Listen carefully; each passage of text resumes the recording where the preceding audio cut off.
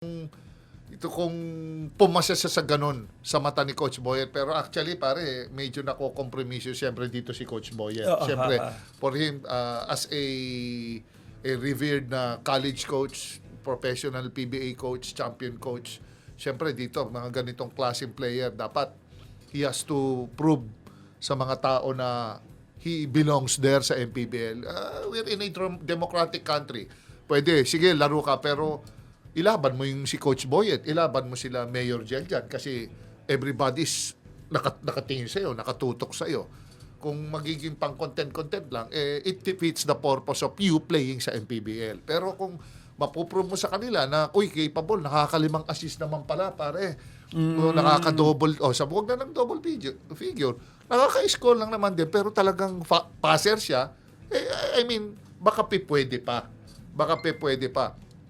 Kasi tinignan ko rin si pare, babalik tayo kay Gerald Anderson. Pwede mo na sabihin, decent player. Decent player, He's working on it. Gusto niya talagang mag-excel. Kaso lang, medyo baka talagang late bloomer lang din. Late bloomer, So, sa akin talaga, nabigyan ka ng ganyang opportunity. Kung siseryosohin ka ng team mo, you have to prove, so much to prove sa mga nanonood.